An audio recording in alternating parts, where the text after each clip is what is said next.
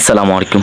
এখানে থেকে সমস্ত বাচ্চারা আজকে আমার হাতে কামরাঙা মাখা খেতে চেয়েছে। এখানে আমার ভাই ভাইজি আছে, ভাগ্নে আছে, এমনকি আমার ছোট ভাইয়েরাও আছে। তো সকলে মিলে আবদার করেছে আমার হাতের কামরাঙা মাখা খাবে। তো আজকে আমাদের এদেরকে কামরাঙা মাখা করে খাওয়াতে আমার একটু কষ্ট হয়ে যাবে। সেটা হচ্ছে আজকে জুম্মার দিন, আমাদের তাড়াতাড়ি নামাজ পড়তে যেতে হবে। এমনকি আজকে আমাদের একটি কাজ আছে, সেটা হচ্ছে এখানে থেকে সমস্ত খোপাগুলো আমাদের 50 পিস করে বাছাই করে, মানে 50 পিস করে বোঝা বাঁধতে হবে এবং সমস্ত বোঝা আজকে আমার বেঁধে শেষ করতে হবে। এমনকি বিকেলের দিকে এগুলোকে নিয়ে আমাদের সিমের জমিতে সিমের বানের মাপ নিয়ে এই সমস্ত খুঁটোগুলোকে আমার পুঁতে থসতে হবে।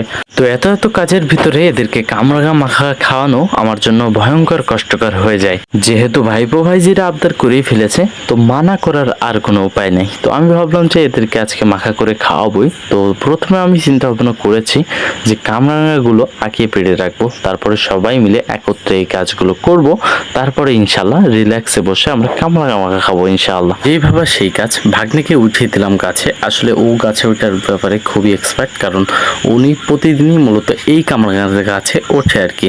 তো এই কামরাঙা গাছের কামরাঙা হচ্ছে এত পরিমাণ টক, হ্যাঁ, যেটা মানে বলে বোঝানো যাবে না। তো বিষয় হচ্ছে যে এরা কীভাবে খায় আমি সেইটাই ভাবি। তো উপর থেকে চাল ছিল, আমি আসলে নিজে থেকে ক্যাচ ধরছিলাম আর কি। আর এদিকে আমার ভাইজিরা সবাই বসে আছে, এগুলো দেখছিল আর কি। তো উপর থেকে চালছে, আমি ধরছি আর কি। তো এভাবে ইনশাল্লাহ আমাদের অনেকগুলো আলহামদুলিল্লাহ কামরাগুলো পাড়া হয়ে গিয়েছে। তো এগুলো এখন আমরা মাখাবো। আর এটা হচ্ছে আমরা যে চটাগুলো বাঁধবো, সেগুলো বাঁধার পরে মূলত এইগুলো আমরা মাখাবো ইনশাআল্লাহ। তো এই খোপাগুলো বাঁধার জন্য আমাদের দরকার বেতি, মানে বাঁশের কুঞ্চি আর কি। তো এই বাঁশের কুঞ্চি দিয়ে মূলত বেতি বানানো হয়। আর এই যে বাঁধা দেখছেন, এটার জন্য আমাদের দরকার হচ্ছে বেতি।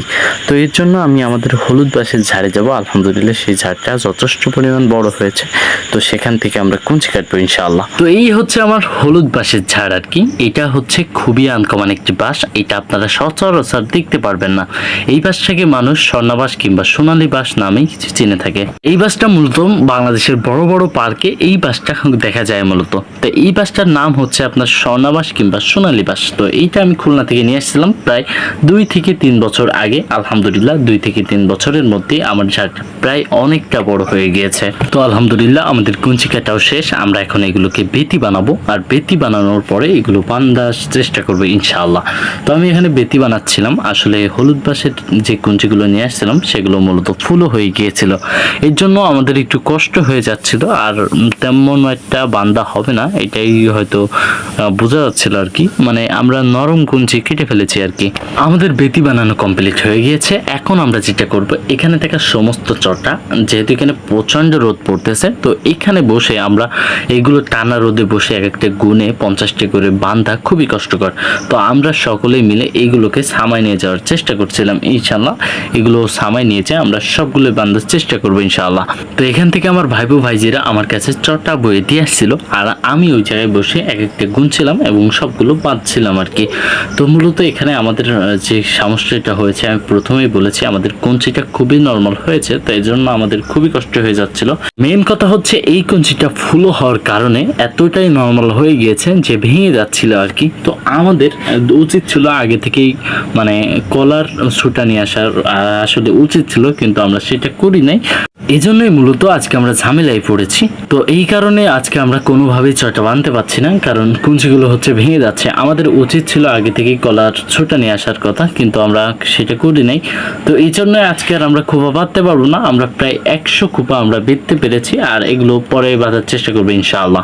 যেহেতু জুম্মার দিন, আজকে আমাদের খুবই দ্রুত নামাজ পড়তে যেতে হবে। আর আপনারা সকলেই জানেন যে অন্যান্য দিনের থেকে জুম্মার দিন আসলে 30 মিনিট আগে আজান দেয় আর কি।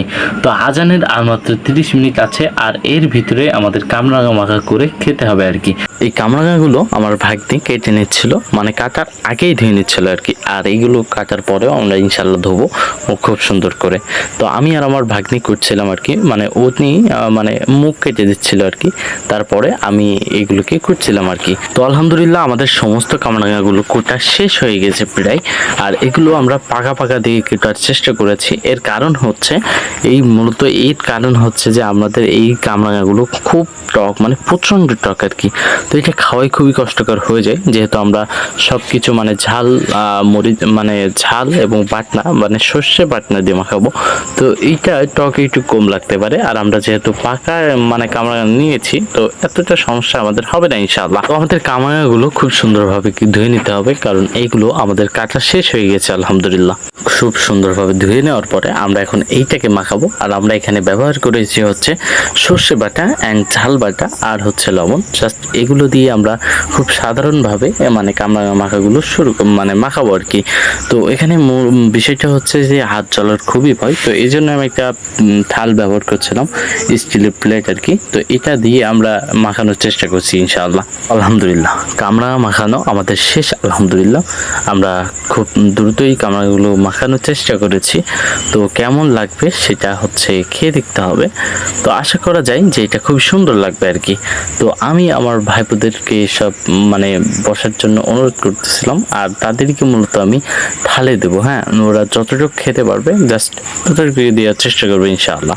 সকলেই গোল হয়ে বসেছে এবং একটা থাল মানে একটা প্লেটে আমি ওদেরকে কামরাঙা মাখা দিয়েছি। তো ওরা খুবই আয়েস করে খাচ্ছে, এর কারণ হচ্ছে খুবই মজা হয়েছে আর কি।